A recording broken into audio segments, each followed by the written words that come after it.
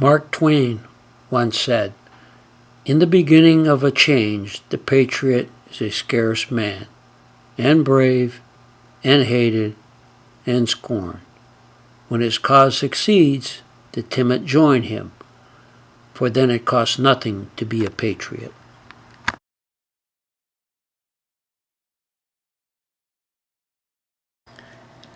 A little book published in 1928 titled Propaganda by Edward Bernays has been at work since then. He was and is known as the father of modern propaganda and public relations. He married social science with psychological manipulation. Remember, all propaganda is information, but not all information is propaganda. The Gore prescription plan, bureaucrats decide. The Bush prescription plan, seniors choose. Gore prescription plan, bureaucrats decide. The Bush prescription. Want the truth? You can't handle the truth. You have that luxury. You have the luxury of not knowing what I know.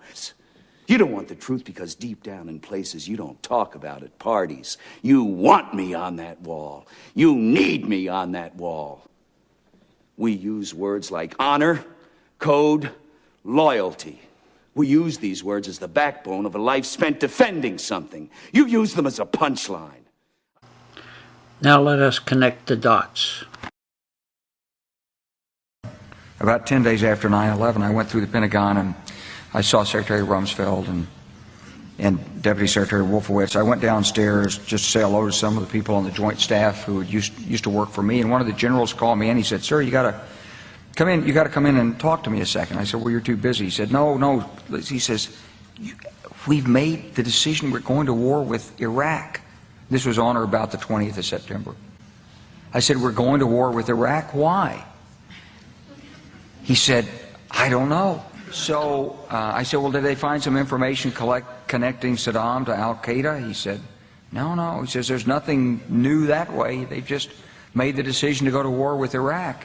He said, "I guess it's like we don't know what to do about terrorists, but we've got a good military and we can take down governments." And he said, "I guess if the only tool you have is a hammer, every problem has to look like a nail."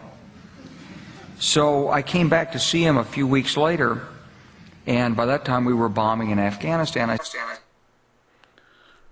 The first week in October, less than 30 days after 9/11, to have a sustained bombing campaign in Afghanistan in this time frame would mean the United States of America had to have the war material pre-positioned for logistic support. This would mean the Afghanistan war was preordained to happen before 9/11. The general continues. And I said, "Are we still going to war with Iraq?" And he said, "Oh, it's worse than that."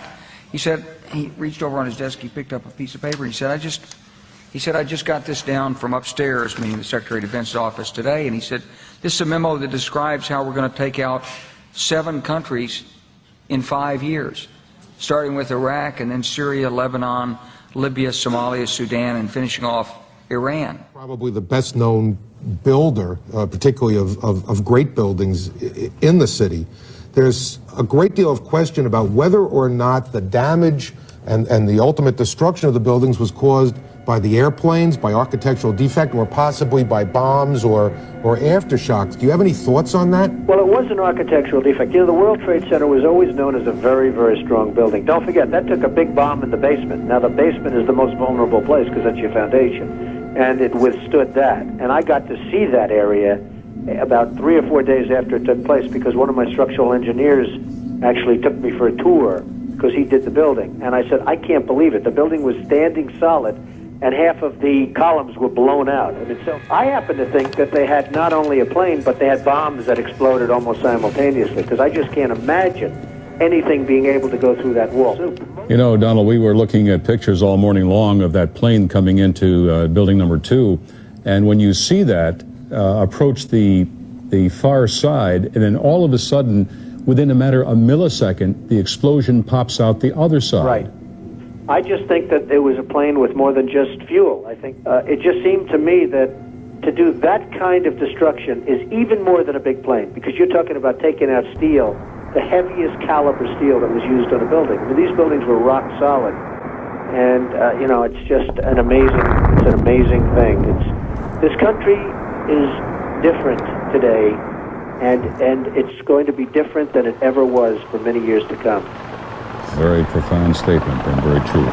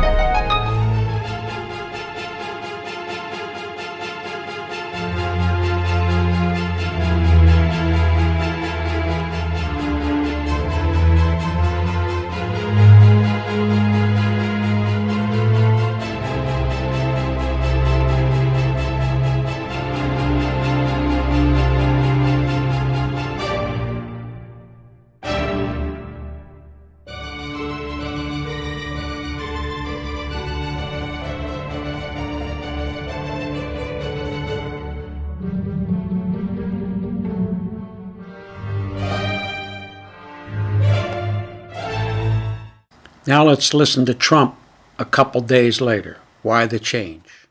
A lot of people ask, how is it possible that a Boeing plane would be able to destroy or two planes would be able to destroy the Twin Towers? Because they were constructed to withstand like a 707 attack.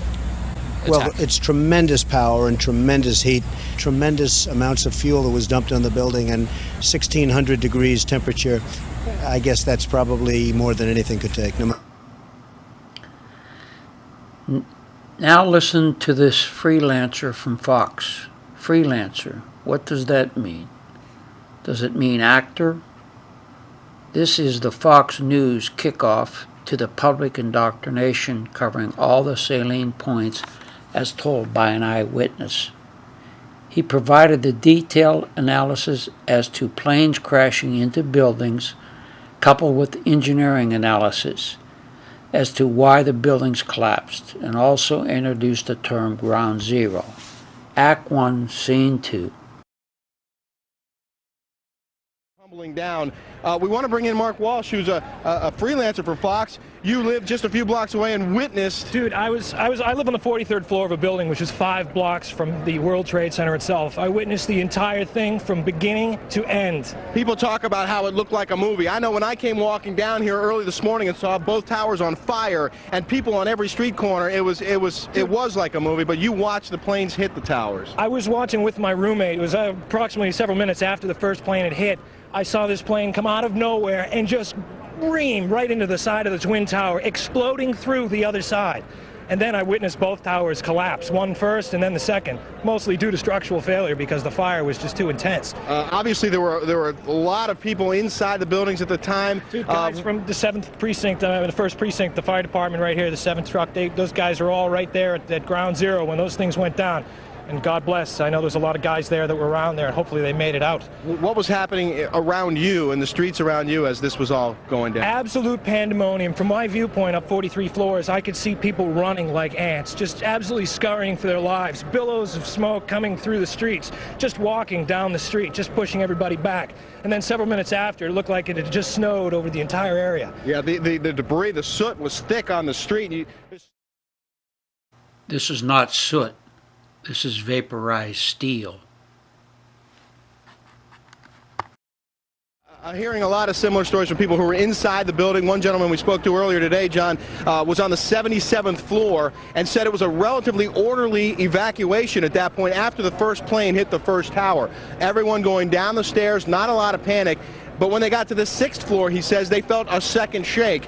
And then people started to really be concerned. There were police officers there and emergency crews there when this was all happening, and they were right at Ground Zero when it all went down. So can we talk to you? What's your role out here right now? I'm just standing by right now. Can't say what role I'm playing right now. Well, there's a lot of standing by. There's also concern that some of these other buildings might actually come down. This building right here with the glass that you see, the nearest tall building, that has structural damage as well. We saw a lot of glass broken out, and a corner of the building appeared to be in distress. and there's concern that there might actually be another collapse of that building. We will now hear from Al Franken reading from his 2003 book. 6 months after 9/11, the Gallup poll of Islamic countries found that an overwhelming majority of those surveyed believed the attacks on the World Trade Center and the Pentagon had not been the work of Arabs. Well-educated Egyptians and Saudis believed that the Israelis were behind the murder of 3,000 innocents on 9/11, in large part because of articles in their country's official state newspapers. One of the widely disseminated stories was that no Jews died in the collapse of the trade towers because they had received calls telling them not to go to work that day.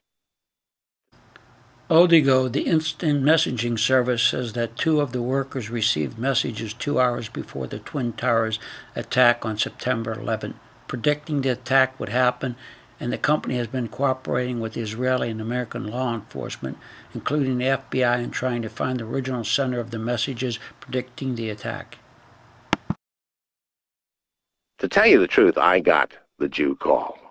I had an office in the Trade Center where I used to do most of my writing. The call came from former New York Mayor Ed Koch. Al, he told me, don't go to work on the 23rd day of Elul. The 23rd day of Elul is September 11th, 2001.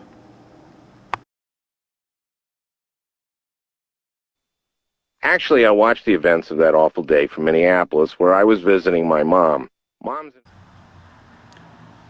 You are now going to hear Larry Silverstein deliver a speech in 2003 in Israel talking about a new Building 7 at the World Trade Center.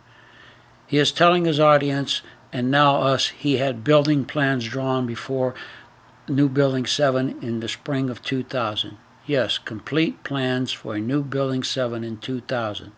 How long ago was this planned if he had complete construction plans in 2000 and started construction in 2002? Special bonus with the low-interest 9/11 Liberty Bond government financing program.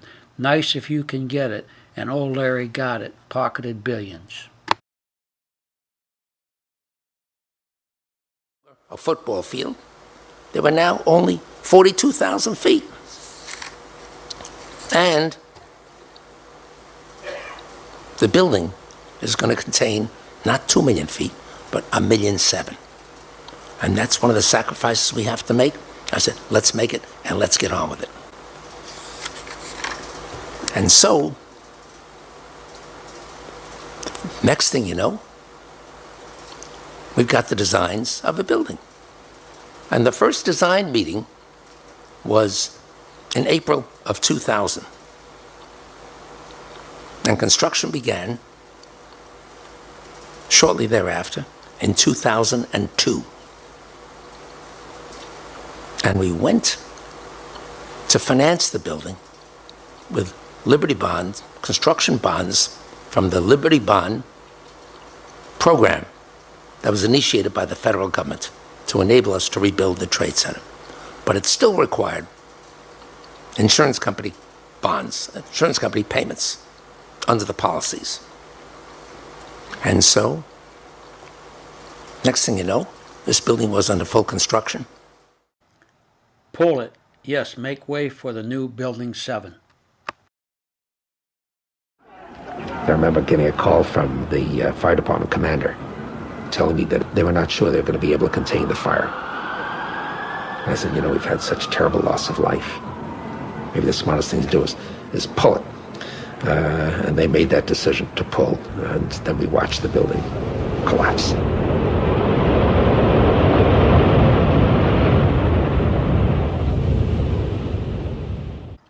Trump Tower, 2003. Good morning. Welcome to Trump Tower. It's an honor to have all of you with us. If we rebuild the World Trade Center in the form of a skeleton, Freedom Tower, the terrorists win.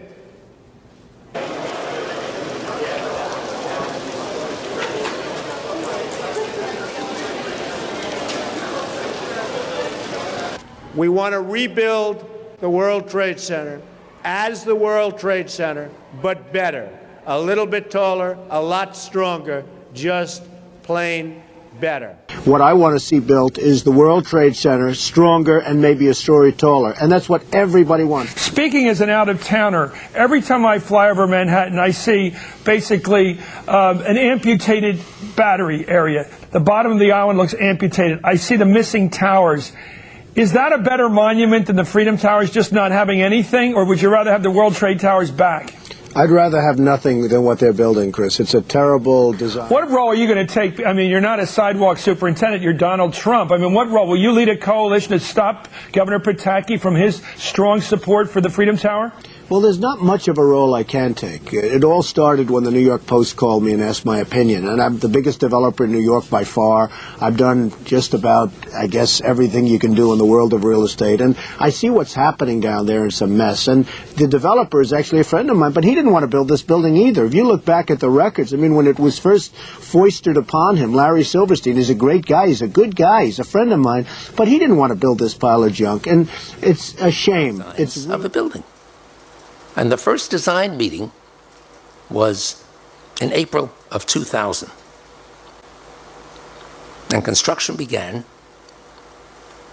shortly thereafter in 2002.